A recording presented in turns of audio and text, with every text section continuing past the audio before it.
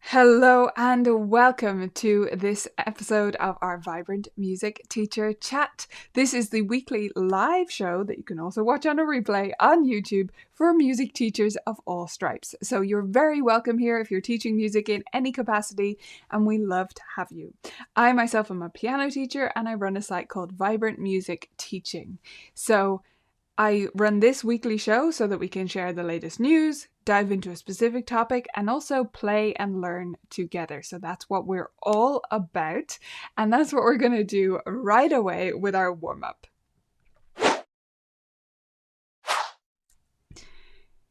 All right, you're sitting at home, you're on your own, you might feel a bit cringy about this, but I want you to tune in with me.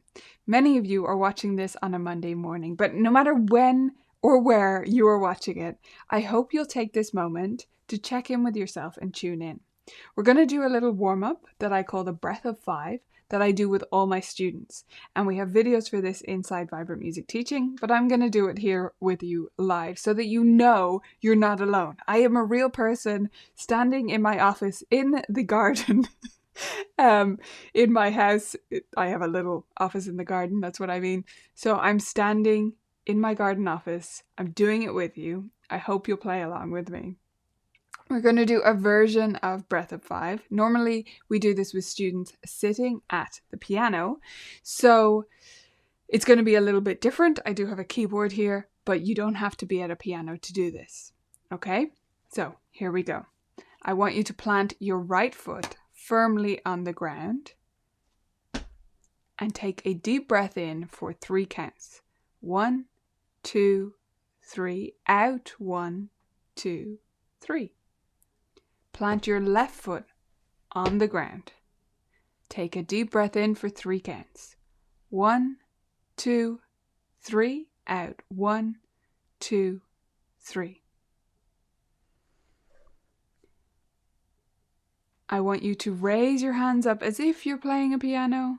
Raise your hands up and sit them on the imaginary keys. And take a deep breath in for 4 counts. 1, 2, 3, 4. Out. 1, 2, 3, 4. Now float your hands off your imaginary piano. Put them in your lap. And then close your eyes and think about your spine sitting up tall. Fix your posture and breathe in for 5. 1, 2, 3. And now we're ready to get going. So I hope that you'll join me in that ritual every week or whenever you catch the show to just check in with your own self, your own posture. We spend so much time focused on students and what they're doing. And we need to take a minute to focus on ourselves and just recenter ourselves sometimes. So I hope that that helped you to do that. Next up, we're going to do a little bit of a singing warm-up. So many of you are interested in getting into solfa singing and are not familiar with it at all. I know from your comments and posts that I see around the place. Now, I know some of you will be absolute experts in this, and I am not that. But however, I think we can do this together as a community, with some of us just treating it as an opportunity to warm up your voice and learning nothing about solfa because this is way below your skill level. And some of us can use it as an opportunity to learn. Now, I will admit to you that my singing voice is not my strongest point or my most confident thing at the moment, especially since over the pandemic, I haven't been in choirs, I haven't been singing and practicing, exercising, that kind of thing. So if I can do this, once again, you can do it too.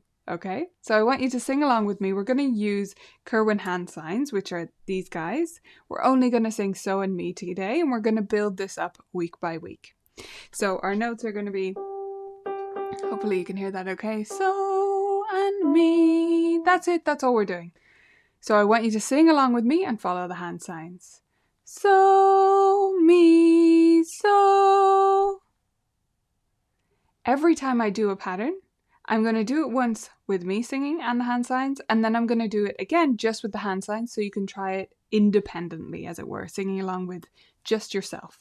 So here we go. So, mi, so.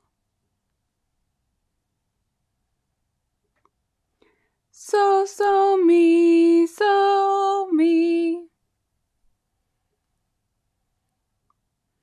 Mi, so, mi, mi, mi. If that was your very first experience of following along with hand signs, well done. Congratulations on giving it a go, even if you only kind of hummed along. And as I say, if you're an absolute pro, then don't worry. Just use this as a vocal warm-up, something fun to do to warm up your voice on a Monday morning, or as I say, whenever you watch this. The next thing we're going to warm up, because I think it's important that we tap into all of these different skills as teachers and just get ourselves going again. We're going to warm up with some rhythm. So we're going to be following Rhythm Railroad for this, which is our rhythm series inside Vibrant Music Teaching. I've decided we're going to skip level 1, but we're going to start at level 2. So it's still pretty basic, but that's part of the fun, is just joining along with me. Okay, so here we go. I've left myself on screen so that you can see that I'm really doing it along with you. And we're going to have the backing tracks. So take a second to look through, and then we're going to do this exercise together. All right, we're going to go for the fast one. I think we can handle it. Let me explain each of the icons. So the 2 hands, that is the 2 hands on your legs. I'm going to do it in the air, as I do in online group lessons as well. I do it in the air so that students can see what's going on. Then 1 hand is the light blue, and then we've got a stamp. Those are our only actions in this one. Let's give it a go.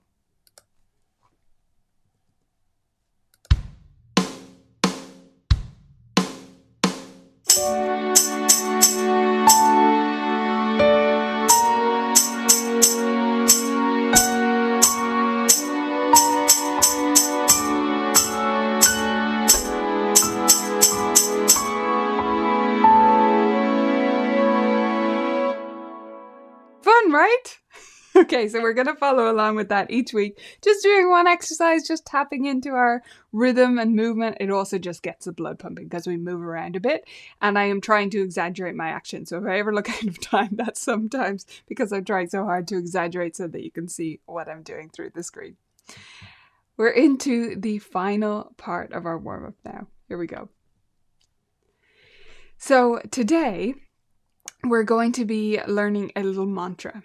Now, my Latin is rudimentary at best, so if I pronounce some of this wrong, you can feel free to pronounce it correctly if you have better Latin skills than me. I should have called up my mum and made her pronounce it for me because she did Latin in school and she did it up to A level. She grew up in London. So, yeah, I should have asked her, but I didn't, so we're going to wing it. This is my little mantra that we're going to remember today.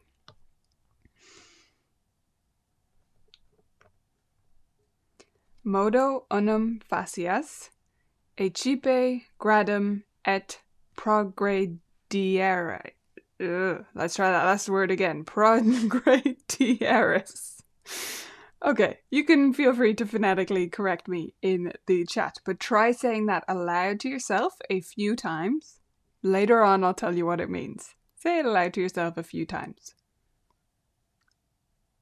I'll give you a moment.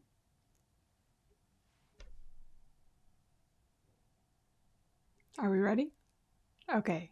Keep that in mind. Keep this centered feeling that you've got in your body right now after warming up your breath and your voice and your rhythm skills, and now a little bit your mind with this little Latin slightly tongue twister if you're anything like me. Now we're going to dive into the latest music teacher news. So personally, in my personal update, I have been working on games. I'm in full-on games creation mode, and some of you may have caught the little YouTube live that I did here on the channel early in mid last week. So I did it in morning time for me. So it's not this time of day. It's not the usual time when most people can catch me live because a lot of the US are asleep. Although the night owls definitely catch me when I do that because they're still awake. But I did that totally on a whim. just to show off the game's creation process and what it's actually like, at least part of it. It was actually the second sort of half, as it were, of creating a game. So if you're interested in what it looks like to create the resources for VMT, that would be something to check out. Otherwise, in my studio, I was doing my last week before the break, which is this week. So I had on my studio t-shirt and I asked all my students to teach me something. I was a student and they were going to be my teacher for the first few minutes. And I have to say that was a blast. I highly recommend it. If you can find a way to dress up as your student and just insist that they teach you something in the beginning of the lesson for a week, it's a great way to break things up and shake up the moment and just connect with your student in a new way. So I had some surprises. I really didn't know. So most chose the option of teaching me something that I already do know, but some went for the option of teaching me something that I really didn't know. So some taught me pieces they'd made up themselves or learned online by themselves, or variations on pop songs that they love, things like that. And many people taught me scales. So that was really, really fun. Some were better teachers than others. And I have to say, the ones who are the worst teachers, which is kind of what we'd expect. Like, they kept just saying, just do it like this, or just do it this way. No, like this, that kind of thing. And it it wasn't the most effective teaching style, but we got there and it was a lot of fun. So if you're thinking about doing that, I certainly recommend it. I talked a little bit more about my plan last week, so if you caught the show then you will have known that was what I was going to do. Then on the podcast we had a new episode about setting up a studio lending library, so if that's something you're interested in doing, I gave you step-by-step there for lending out both books and games. If you want to set that up, you can see how I do it in my studio and the best practices. And we had a YouTube video which has done really well so far. It's actually one of our more popular ones, which was, are you teaching too many students? So this is one of our short ones. This is what you're watching right now is a longer live show, but this is one of our short YouTube videos and it seems to have struck a chord. So if you haven't checked it out, maybe it might be one to watch, to think about whether you are teaching too many students, when you've taken on too much, or whether you're thinking about your finances the wrong way around, as it were. So it's been a thought-provoking one, I think, for many teachers, which is interesting. Outside of our content, I also wanted to recommend a couple of podcasts this week. So just this morning, I listened to Christina Whitlock's podcast, and I mentioned her last week as well. She ended up doing a follow-up episode on the one that she did last week, so I really recommend them together. She talked last week about your inner critic, and then she talked today about, it was part 2 of the inner critic, but it was more her personal story and her personal thoughts, and it was really, really interesting to follow her thought process.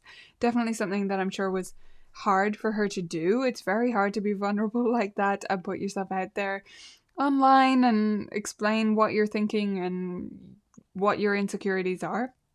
But it was fascinating to hear her thought process and how good she is at self-reflection. Really, that's what I took away from it, is her ability to think through where these thoughts are coming from and where this idea is coming from and what the end result should be. So definitely highly recommend that episode, as well as the previous one if you didn't listen to that already. And then outside of the teaching world, actually, there was a great episode of Radiolab. Any Radiolab fans in here? So they're doing a new series called Mixtape, which is kind of about tapes, like cassette tapes. Everyone remember those? Yes. So, they did their first episode of this new series called Mixtape, and it was about da call, which is Chinese for something like cut out, although my husband did not really appreciate that translation. He didn't think that was accurate. I think it is pretty accurate for what it seems to mean. Anyway, these were tapes that turned into bootleg tapes in China. It's just a fascinating story, and I'm really looking forward to following that series and seeing the impact of cassettes. So whether you grew up with cassettes or you're younger than me and you're like, what? What is this even about? I know everybody knows what tapes are, but come on. If you didn't listen to books on tape growing up, like that was a staple. I always had a tape player in my room and I played things constantly. So yeah, really interesting one to follow along with. And Emmy, you are right. It is Christina. You're almost right. It's Christina Whitlock with an A on the end. But otherwise, you got it. So her podcast is Beyond Measure. Like Beyond Measure. Huh? Like measure like a bar. Get it? Right? She's punny, just like me. So yeah, that's a great podcast to listen to. She's awesome, and I just think today's episode was actually extra special, so I wanted to mention it. All right, so now today we're talking about interleaved practice, and it's time to dive in. If you're not familiar with the idea of interleaved practice, or even if you are, but you've struggled to implement it in your teaching, I think this will be really interesting for you. This is something that seems so basic, but also feels counterintuitive, so it can be really hard to follow it and put it into practice in your teaching. So I want to go through what exactly it is and how you might use it in your teaching and how I've been using it in my teaching in a slightly unconventional or different way than you might have heard before. So let's start with what it is. What is interleaved practice? Well, to uncover what interleaved practice is, we have to first talk about what blocked practice is. So what is that? Here's an example of blocked practice. Let's say our student has 30 minutes to practice. This is going to be a good student, right? They're consistently going to practice 30 minutes. Those of you with very serious students are thinking, that's nothing. But most of us are thinking, yay, 30 minutes consistently? Really? Awesome. So I took these assignments from a real student that I have. We're going to call her Laura today. So Laura is working through Technique Trainer to address some technique issues that have cropped up as she's grown. She's 14 and she's going to be, if she's not done growing, she's going to be super tall. So she has shot up and, her hands are bigger, her body feels different, everything is different. So we're readdressing a lot of technique things, even though she's been learning quite a while now. So Technique Trainer is the first thing she's going to do. That's about 5 minutes. And then she's going to do E-flat blues. She wants to learn the blues because her granddad plays blues guitar and loves everything blues. So that's part of the motivation there. She says she loves it. I'm sure she does, but it's partly going along with what the granddad wants to do, which I think is awesome and it's great to give them that connection. So we do a lot of blues and she would do that for say another 5 minutes to explore E-flat. And then she's working on memorizing a version of Silent Night. So that would be her memorization work. We're working on memorization in my studio right now. So that would be a big chunk of time in the middle of her practice. And then she's also working on Hold On by Jennifer Eklund. So she's nearly there with that one. So she would be doing a run through with pedaling. We're really working on applying the pedal there. And then finally, she's going to work on Soldier's March, and she's going to do that with the metronome, hands separately. That's the Schumann Soldier's March. Okay, so those are Laura's assignments, and she's done them in blocked practice there. Now, when people talk about blocked practice versus interleaved practice, and I've done this myself, they often give the example of instead of doing all of A, all of B, all of C, you do a little A, a little B, a little C, and then go back to A, back to B, back to C, back to A, back to B, back to C. So you're splitting up your repetitions at its most basic. But when I wanted to put this together for you, I wanted to explain it in a bit more of a nuanced way and how it might really look in piano practice as I see it. So let's split up Laura's practice in a different way now, in an interleaved model. She still is going to have 30 minutes, but she's going to start with Technique Trainer and just do a little bit of that first, and then go straight to Silent Night and do what I would call a memory test, meaning she is not going to take out the book. She's going to see what she remembers from the day before or the lesson before right away at the start of her practice after her technique warm-up.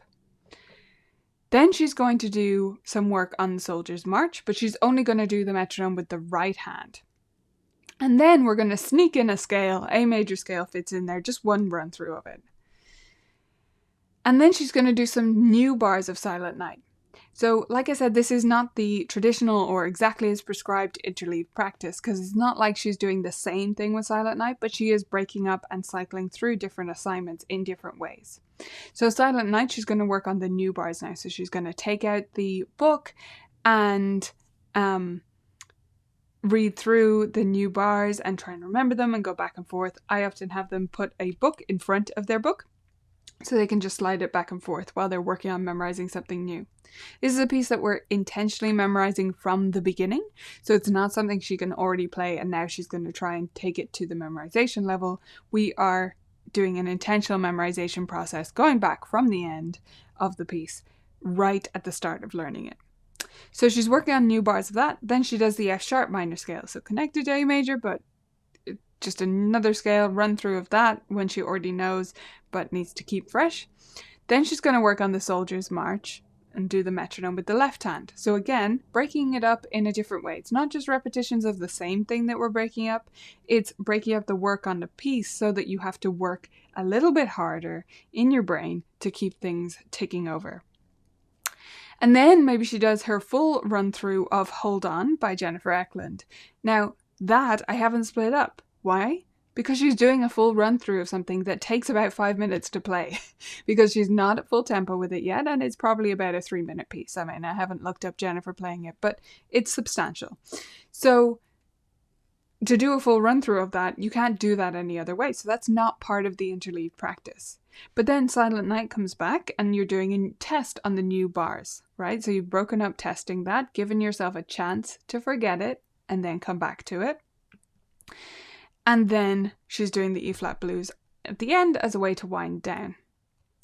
So question from Juliet there about Technique Trainer. That is not from VMT.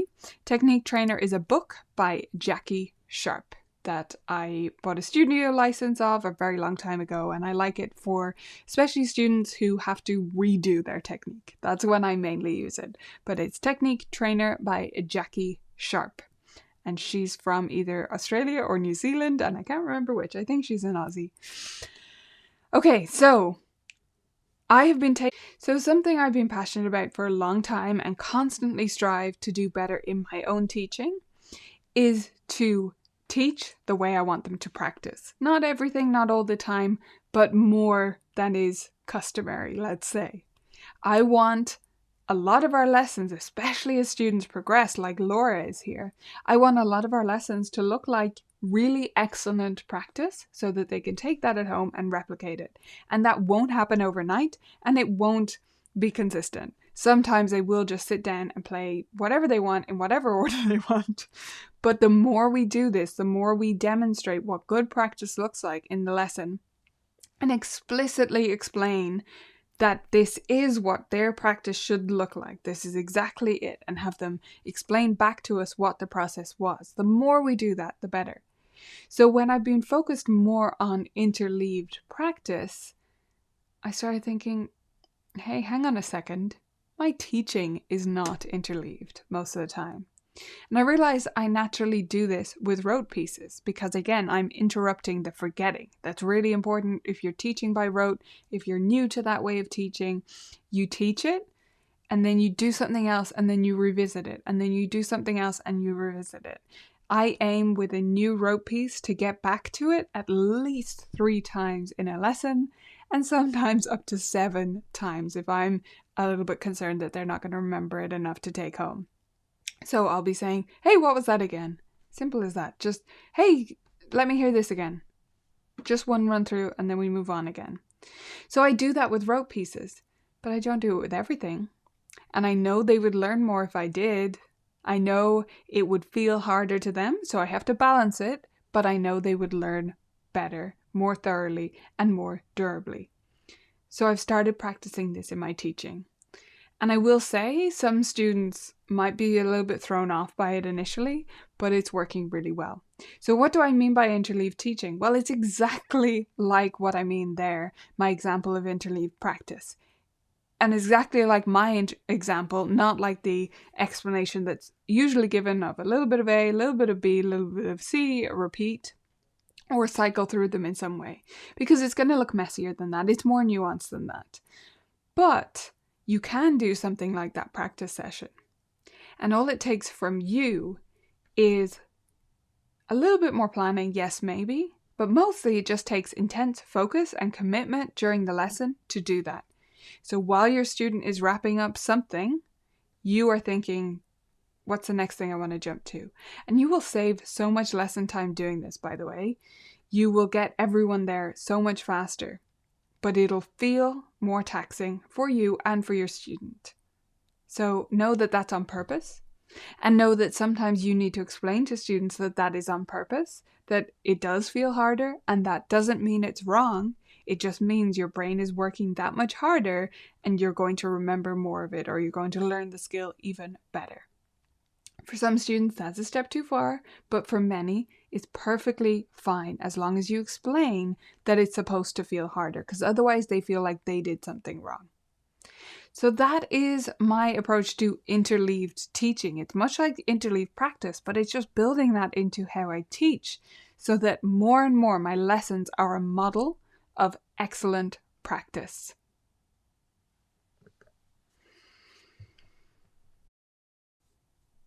All right, we're going to dive into our book again and our book discussion if you're following along with us. Although I know the pace was fast, if you followed along and you have thoughts on chapters 7 and 8, or any thoughts on any of the chapters so far in Make It Stick by Peter C. Brown. That's Make It Stick by Peter C. Brown. If you've been following along or you've read it before, let us know your thoughts on it. Chapters 7 and 8 are what we were planning to cover today. And chapters 7 and 8 for me aren't the most interesting in this book. And I don't think it's because they're not super interesting. I think it's because I am a little bit obsessed with psychology and economics podcasts. That's the truth. That's my thing. I love listening to those. It helps me get into a new realm that, can help me think about my own teaching, but it's not directly in teaching. So a lot of the time I don't want to listen to teaching podcasts, although I love those too. If I'm on a Sunday or whatever, I want to engage my brain, but I want to do something outside of the world of teaching. And so that is what I love to do. So a lot of chapter 7 is basically the most famous psychology experiments that I already am very, very familiar with. So if you aren't as obsessed with those kinds of podcasts as I am, you won't have heard them all before, but and it will be a lot more new to you. The thing that stood out to me through this, though, was number one, I just want to celebrate any opportunity that an author takes to say talent is not everything. Circumstances are an enormous factor. And he even gives examples in the music sphere, but also in IQ and all sorts of other things, that it's not just innate ability. I mean, very little of it really is. There is that, but if you put the same child with the same innate ability and give one of them resources and the other one doesn't get them, they're not going to end up in the same place, are they? So another argument against the talent thing that runs rampant not in our industry, probably more in parents, in people's perception of our industry. So I love any opportunity to say, yep, talent is not the main thing. But also, he goes on to say that the brain is not a muscle. And I really like this explanation because it's true, obviously, and it's maybe underappreciated by us. You know, we talk about the cognitive benefits of music, and I believe those are true. But what he's saying here is getting better at piano does not necessarily translate to other things. But what does translate really well from one discipline to you working in another discipline is cultivating practice habits, being able to stick with things, being gritty. Right? So those are the things that students are going to carry with them. That's the reason I wanted to have the Gritty Critters series inside VMT. So that's the games that teach students about, picking themselves up after mistakes and the power of the word yet and all those kinds of things. And I think although music is valuable for its own sake, and I'm not saying it's not, it doesn't have to be that you get something from it that you do elsewhere. It could totally be just for the music. But if there is something we're going to draw from it, it's that. It's not magical brain chemistry, although that's awesome. It's that we can pull those general life skills that are so valuable out of music. That was my main takeaway from these 2 chapters. As I said, a lot of it is familiar to me in chapter 7 because of the podcast, and then chapter 8 is really a summary of the book, which is really useful, but since it was my second reading, I hadn't forgotten as much as I would have otherwise. So let me know what book you want to read next and your thoughts on this book. I'd love to know. We've already got a couple of suggestions on the table for the next book, but I'd like to make a call by the end of this so we can all get reading. So let me know what you think. The suggestions we've had so far were Intelligent Music Teaching by Robert Duke, and then The Happiest Piano Teacher in Town. I believe that's by Dory Hall. I might have got that wrong. Yeah, Lee didn't say. Lee, let me know who the author is. Is it Dory Hall? Have I got that right? Could have totally made that up. I'm terrible with names. Angie suggested Intelligent Music Teaching. So if you want to vote between those 2 or add another one to the table, we'll make the call on that by the end of this call. That's a lot of the word call, but I hope you followed me anyway. So glad you enjoyed it, Charlotte. It is a fantastic book. It's really, really great. Another vote for The Happiest Piano Teacher in Town. You're very welcome, Angie. It's my pleasure. Kyle, what about temperament? Don't some students have a much more patient, conscientious, gritty disposition that makes them learn piano so much more efficiently? Yes. But it's like, how do we take that student, whoever they are, wherever they are, and take their strengths and amplify them and help them with some of those things? So that's why I developed that Gritty Critters series. It's not really for the students like me. I mean, I was not a great practicer, but I was the grittiest child. I stuck with everything to a fault. So the students come from all different places and kids are all so different, as we know. So how can we develop skills to work with all different types of students? And the argument against talent is not against teachers who recognize talent. Honestly, I don't really mind that because I haven't seen it to a detrimental degree in most cases. Most of us are not labeling kids as musical or unmusical, but the outside world is. And that's where I really take umbrage with it. It really bothers me because I mean, the typical example that I get all the time is where kids are told by some classroom teacher who has no musical training, usually, at least in this country, because we don't generally have specialist music teachers in primary school. It's just the classroom teacher, okay? So if they're a good singer, grand. If they're not, grand, they still have to attempt to teach music. But they will tell a student that to mime or to sing more quietly or something. And it's just one comment and it carries them through their whole life. I mean, really, I've seen this so many times, I'm sure you have too, where kids and adults have this, they were told they can't sing and they just took it as, I am incapable of being musical and singing and learning an instrument. And it's not the truth. So that's what bothers me. Okay. So let me see more votes. Krista also voted for Happiest Piano Teacher in Town. And yeah, I think I was too, like, honestly, because I've always sung so quietly. When I auditioned for the choir that I'm sort of in now, although I haven't been back to it, everyone has to do an audition and I sang whatever. Well, first of all, he asked me, oh, what's your, like, party piece? What's your go-to thing to sing? And I was like, nothing. I don't get up and sing in front of people. Anyway, and so I sang Away in a Manger because that's what he suggested. I was like, fine, I know that, that's fine. And I sang it, and he was like, the good news is you're on pitch. The bad news is basically, he didn't say it like this, but he basically said, I can barely hear you. It's like, you need to use your diaphragm and actually sing out. And I was like, oh yeah, I forgot that was the goal.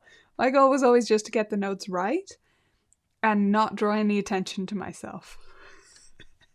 So I've gradually learned to sing out more over time. Oh, Lee, you're welcome. Rhythm Railroad is so fun. Honestly, it's one of my favorite things ever. Especially, well, it's one of my favorite newest things. One of my favorite thing. What would my favorite thing ever be? I don't know. Probably Face Jibbity. That just holds a special place for me. Face Jibbity, Jibbity Face. That game. Something so beautiful about it. Even though it might not be the fanciest or the most clever or innovative, but I just love it. I think it's just a name. I'm that simple. Okay, we're going to our Ask Me Anything section, and we're also going to play a game. Let's go. So get your questions coming in. Type the word question first so that I can definitely find all of them, and I'm going to pull that up so that I get all of the ones that have been submitted so far. And while we do that, we're going to play a game. So in between answering my questions, here's my plan anyway. In between answering questions, I am going to mime a music term. These are silent lingo cards. This is an oldie but a goodie. And I had a spare set of cards, so they're on pink paper for some reason. And we're going to choose one at random. And next week, I'm going to find Alan. Does anyone remember Alan? He's my coconut. I can't find him. Anyway, that's neither here nor there. I'm going to pick one at random. I promise you I'm not checking what it is. And then I'm going to look at it. And it's going to be some music term that students might need to know. Okay, I've got it. And I'm going to attempt to act it out to you and see if you can guess it. This is actually a pretty tough one. Or give you some clues. And then once we guess it, we might brainstorm some creative activities for teaching that term. Okay? So, here's my first attempt at acting it out, and you can start guessing. That's my first little mime for you. See if that makes any sense to you. And I'll try again if you need more clues. Okay, let me see. Angie. How do I better handle a situation where the younger brother is now practicing daily, progressing quicker than his sister, who is now choosing to step back in practice habits? Okay, interesting, Angie. My first question to you is, are they in the same books? Because my answer is very different depending on that. So if you let me know, Angie, are they in the same books? Because if they are, that's a lot trickier to handle. If they're in different books, I mean, that's life. He's going to outpace her. You can mention to her that that's going to happen if you think it will spur her on competitively, but don't if you think she might be sensitive about it. Or it might make her think that she's not good or not talented or whatever. But yeah, it's an interesting situation when that happens for sure. I just try to differentiate them as much as possible so that they each have their own thing and lean into the thing that she is good at. Let me see if anyone's guessed. Oh my gosh! Everyone got it straight away. My acting skills are awesome. Charlotte would get the prize if there was one. It was indeed FP. Well, it's forte piano. So Juliet is the first one to type the full thing. Forte piano. Oh yeah, I need to do that to make it focus. Yeah. There's my card. So each of these has a different musical term on it. I just thought it'd be fun to act them out as we go. That's what this game is. And yes, it is called Silent Lingo. They're in different books, Angie. Okay, cool. So then I wouldn't worry too much, honestly. Unless are you getting feedback from the sister yet? That like, why is so-and-so learning such and such? Or are you just worried about it? Because it might just be a case of teacher, what should we call it? Because it's definitely something I'm guilty of too, but overthinking. Teacher overthinking. Teacher overthinkitis. Is that what it might be? Maybe not, Angie. I could be wrong, but that's what it would be for me. But yeah, if there is something that the sister does really well that you can lean into. Now brother is taunting about his practice habits. Yeah, okay, so it's not teacher overthinkitis. Sorry for accusing you. Then I would talk to the brother. Honestly, you didn't say what age he was, I don't think, but no matter what age, in an age-appropriate way, I would have a conversation with him about musicians working as a team, sort of respect for other musicians, and running your own race. Those would be the topics of the day with him, because that's really harsh. It's really harsh. And like, it is practice, it's not ability, but it's still not good behavior, is it? Two friends, one outpacing the other. That's tougher in my view. Even though I totally sympathize with the sibling, because that was me. My brother outdid me on absolutely everything. The brother closest to me in age. But he was 3 years older as well. But it still felt, you feel it when you're a kid. Like, God, I am just useless. That's what it feels like. Lee. Okay, so the reason the teaching videos are very much on pause at the moment is the whole COVID thing. It is just really tough for me to do live video teaching. I've been thinking about it more and more recently as we've been in person more consistently here. And I did do some videos early on of the online teaching just to show that setup and stuff. But it is tricky with mask requirements, distancing, various different protocols, like just the logistics of it. For example, we're not beside each other much of the time. So it's very hard to capture on one screen and make it clear what we're both doing without really setting it up in a way that's going to make the kid nervous, because they're going to notice the filming setup. Even if I tell them it's not about them and assessing them or whatever, I don't feel like that's fair to them. So that's where I'm at with that at the moment. I'm trying to find a way that it could work, but it's been tough to make that work out, and my students have to come first. Someday though, that's my answer on that. Every age, actually, in small parts. So if we're talking about memorization, for example, then any age, I will have them like break up their other assignments with that. So that's a first step towards interleaved practicing, right? You do 1 or 2 run-throughs of those couple of hours you were memorizing, then you do a whole bunch of other stuff, and you come back and you do that again, and then you do other stuff and you come back again. Where I really start to explain the concept and talk about interleaved practice or broken up practice is probably tweens at the earliest. But I'm doing it earlier than that. I'm just not verbalizing it with them, not being explicit about it. I'm not really a piano teacher, I'm a flute teacher, but all of a sudden, COVID stuff, I have 2 4-year-old piano students, a boy and girl. Never had students this young. Okay, so if you remember, I would recommend taking Foundations of Piano Teaching and or following the mini musicians or Tiny Finger Takeoff programs. Probably Tiny Finger Takeoff if you're doing one-on-one lessons and they are practicing regularly.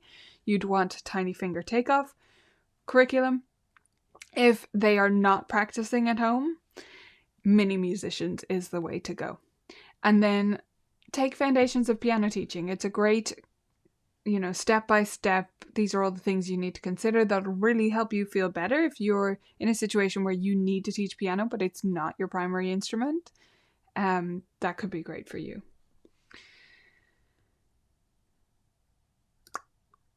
Oh, Hannah. Okay. I'm really bad at coming up with lists of names of things in general, but especially like on the spot. So I'm going to do my best here. There's the Happiness Lab with Dr. Laurie Santos. Go back and listen to old episodes. They're on a break right now, but that's great. There's... Can I open up my podcast player and have a look? Let's try. I'm terrible at remembering names. I picture the image. That's all I'm doing in my brain when I freeze like that. I'm like, there's the picture. what is the name of the person or the show. Is anybody else like me? No? Okay. Hidden Brain is also fantastic. That's an NPR one, I believe.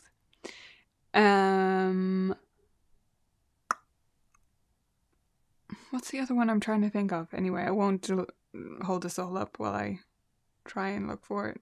Yeah, I don't have a recent episode of it, so it's not going to be quick to find. But, or